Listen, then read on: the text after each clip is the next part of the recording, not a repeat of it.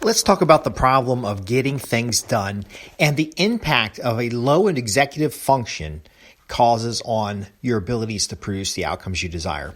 Hey, this is Justin Hitt from Inside Strategic Relations. If you want to accomplish more, often improving your executive function accelerates your ability to get the right things done. So what is executive function? Executive function is your ability to plan on a long-term basis, to implement that plan in a kind of a cost-effective, efficient way, and to simply move towards specific objectives. So if you've got outcomes you desire, and I say to you, perhaps you're using one of my programs, and I say, okay, write a list of all the outcomes you desire, and I see that you write this giant list of like hundreds of different items, and they're all unique. So you want to be a world-class swimmer, and you want to be a world-class cyclist, but you haven't categorize that into maybe completing a triathlon. Instead, you want to be in the Olympics for both. That shows me, and I know that's an exaggerated example, but that shows me that perhaps some of these things are not going to be accomplished. So what we do is we say, okay, I know you want to accomplish all these things. Order them in priority. Now, if the person has a lot of trouble and they can't prioritize, at least give me their top 10. Again, that demonstrates the executive function is not there in order to do what they wish. Okay, so they have more wishes and desires that are broadly spread out. They're spreading out their behavior. They're spreading out their resources. And so the likelihood of accomplishment is pretty low. Now, I'm speaking from experience here. I have this problem from time to time. So in order to improve my executive function, in order to it's okay to have a big list, but to have a list that's clustered around certain objectives. So if you make a list of all your outcomes, it's going to read like an outcome. Like, what is it that you're going to deliver as a result of these activities? Then we can cluster those outcomes. A list of 100 desires will end up being maybe 5 or 10 key achievements, key outcomes.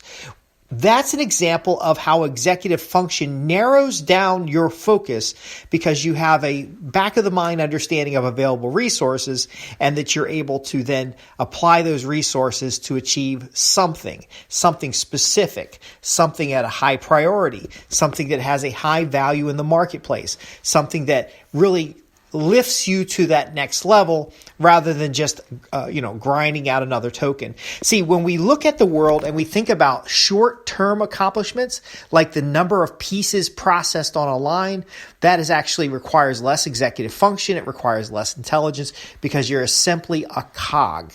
In order to reach what we call the executive level, which is the greatest value society places upon things, it's the big rocks. So we hear Elon Musk talk about the colony on Mars. It has two reactions. One reaction is that, we're not going to have a colony on Mars. It's such a long time away. It's so difficult. It has so many obstacles. He sees it as this is our long-term objective. Now, he may not have the executive function to accomplish it himself, but here, let's talk about solutions. But by surrounding himself with different teams, different companies, different business structures, these things are more possible because these other groups can work independently. You are being the executive director of the outcomes you desire, and you are guiding other individuals. Now, that requires a lot of resources. So how do we go from where we are today, where we have a lot of things we want to accomplish, we have a limited amount of resources, to where we can come up with things that some people are going to think are idiotic, yet we're going to move towards them. A colony on Mars may seem unusual today, but it's in our literature, it's in our aspirations and dreams, and it does propel a group forward. Now, there's a big difference between for me to say we're going to have a colony on Mars and Elon Musk saying it, because Elon Musk has organized the resources or the organizations necessary to make significant advancements towards the goal. Now, there's some publicity elements in there. There's the leverage of public opinion. There's the driving of consumerism to support the financial needs of all that's extra stuff. We don't want to distract that right now. The key is a high level of executive function allows you to take proper plans or specific plans and apply them in such a way to focus resources towards the outcomes promised by those plans. Let's get into some of the details. So at the end of the day, you want to set up the next day at a minimum. Now, a one-day time perspective is very shallow. It's not a very good idea. Of all the people who are in prison today, the majority, and it can be said by some, all of them, have a low level of intelligence, they have a very short-term time perspective, and they have some kind of inhibition or challenge to regulate behavior. This demonstrates low executive function. So if that's the case for the worst conditions, losing your freedoms, how do you maximize your freedoms? How do you achieve more in life? And how do you do it in a way that is sustainable because it's not going to be taken away from you? Well, that means a longer term time perspective. So yes, it's a good start at the end of each day to plan the next day or two. But why not sit down once a week to plan the next 2 or 3 weeks? You have a dentist appointment in 6 months. That day that you're going to take off a little time from work or you're going to be away from the office to have the dentist appointment, what other activities can you stack in there? Do you need an eye exam, a physical? Do you need to pick up some, have some errands around town? Plan that day out. Use the original time away from the office as an anchor. And while you're away, you ask the question, what else can be done? Now, you're doing this far in advance of the activity, so you have a higher probability of being able to take a full day off without having any work disruption. See, a lot of folks are going to jump away. They're going to run out to the doctor's office. They're going to go to the doctor's office. Then they're going to run back to the office. They're going to do a bunch of meetings. And then they're going to do this. And they're going to do that. And they kind of like a bumblebee are floating around in all these different places and not really accomplishing anything as a result. So again, this is showing you what is executive function. Your ability to plan over long time frames and then arrange resources, attention, focus in order to achieve those outcomes.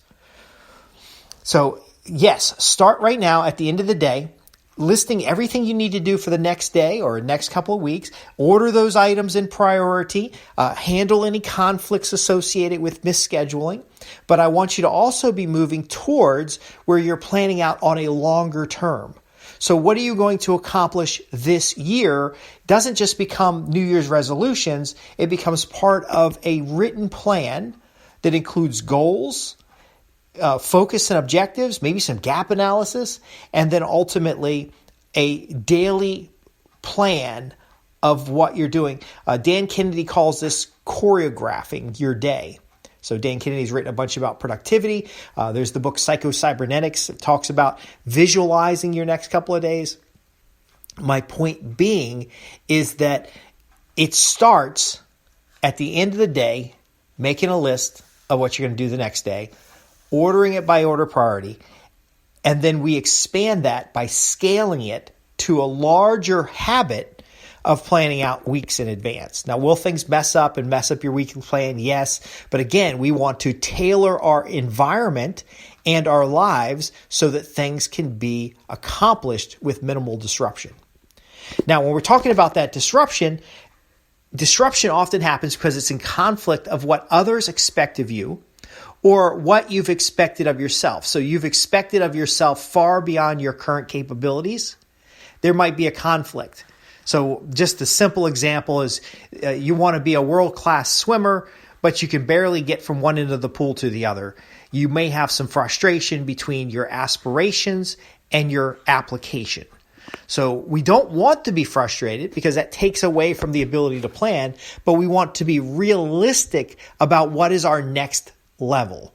So back to the Elon Musk and Mars. He wants a colony on Mars. It really doesn't matter what he wants. If he just says, I want a colony on Mars, the bridge is not tomorrow being on Mars. The bridge is how do we create oxygen in a habitable environment? How do we move materials back and forth to the planet? If we're going to use these reusable rockets, how do we fuel them in space so they don't have to go through the stress of coming back to the Earth? It literally is a giant list of questions that are then organized, clustered, prioritized, and put into a plan. See, it doesn't matter what the outcome is. You can desire all kinds of crazy ass things that other people would look at and say, well, that doesn't make any sense. You're not able to do it. And you can ignore those criticisms and simply work towards a plan using what we call executive function to scale long-term and short-term. And then in the day-to-day activities, you want to look at where are you in this spectrum of, from where you are today to where you want to be, where are you and what's the next logical step? Now, a lot of times when they teach this behavior, there's an expectation that you have high executive function, but you could have a biological you could have a biological like ADHD or Asperger's. You could have distractions in your environment. You could have a lot of things that would cause your executive function to be low. But here's the strategic relations element of this. It is possible to surround yourself with individuals who have high executive function, people who can execute. When I talked about those short-term objectives, individuals that have short-term objectives and really just finishing the next piece and then getting the next piece off the assembly line and finishing that, they have a place in society, and they may be best equipped to serve you in your larger term objectives. So this is very important. Don't be afraid of the leadership role. You may sit down and make your list and see that your list is all over the place. Over-tuning that using a coach, working in a mastermind, meditation, however you do it, you might find 3 or 4 cluster areas. You might have to choose the cluster area that is most relevant to that next stage towards your longer-term goal, kind of building a hierarchy of outcomes. You might have to do that in order to just get momentum. So again, we are packaging our desires into bite-sized chunks where we have appropriate resources today while being mindful about the next set of resources to move you to the next level. I think that to close this out, the best way for folks to understand this is we're taking what you want, packaging it into projects, organizing those projects in a portfolio, and then executing one project at a time. Once we have the resources in place to execute more than one project, we now have complementary projects where we enroll other individuals. We start building that leadership position, and then those other individuals collectively work on the projects to achieve, and those achievements all come together to be the outcome that you desire. So to build executive function, we are moving towards from being a piece player where you trade hours for dollars, where you complete one job at a time, to a collective or collaborative organization where you're now in a leadership role directing the individuals to move forward on these different projects. Now, you may even get to the point where you delegate that direction, and now you're measuring other people as their collective contribution. So Warren Buffett, for example, Warren Buffett and Charlie Munger have Berkshire Hathaway. Berkshire Hathaway is a collection of companies. Those companies are collections of goals or outcomes. Those goals and outcomes are comprised of projects or activities. Those projects or activities are comprised of individuals who are contributing to the group. So if you want to move up that food chain, you've got to go from individual contributor to someone who's able to syndicate and organize resources to accomplish specific deliverables, and then move your way all the way back up to the top. If you have a desire today to be Elon Musk, to be Warren Buffett, to be Charlie Munger, you have to understand and use executive function in order to move towards that objective, because that giant leap doesn't come often. Okay, it's there, but it isn't going to be you went to bed as you and tomorrow you woke up as Warren Buffett. There's already a Warren Buffett. You have to cultivate yourself to become like you want, and that Warren Buffett is an example. Let me wrap this up a little bit, because I have a whole program on improving executive function, and I will tell you right up front, I am a student with you, because my executive function has challenges at time, and I do find that I need to keep revisiting the skills and the approaches that help me organize activity. Now, I found it a miracle to use what we call paper, not typing it up on the computer. not doing anything else other than using paper, maybe a storyboard, maybe some physical tool. You might be able to do this in the computer. That's fine, but it's the tools and the reminder that we are planning a little bit longer. We're adjusting our plans according to changes in the environment. We're not judging whether the environment is good or bad. We're simply moving towards the outcomes we desire. We schedule in enough time for planning. If you'd like to learn more about executive function, improving your executive function, and I'm talking from a psychological perspective, how does your mind work to achieve the outcomes you desire, then contact me.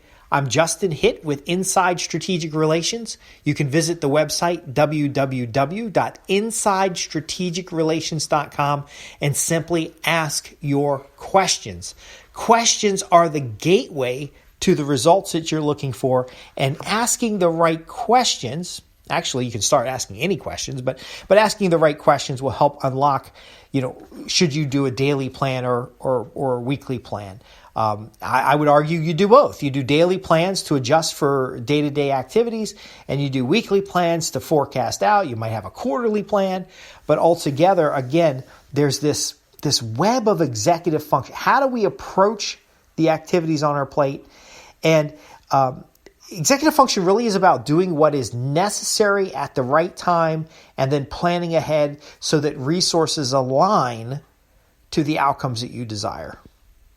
Again, folks, I could talk 3 days on this. I've written a program about improving your executive function. There are skills and exercises you can use. If you've ever felt frustrated because you really want to accomplish more than you have, I can show you how to transform not only your approach, but transform the achievements in a measurable way by tuning that executive function. I want to thank you for listening again. I'm Justin Hitt with Inside Strategic Relations, where we help you transform business relationships into profits guaranteed. Thanks for listening.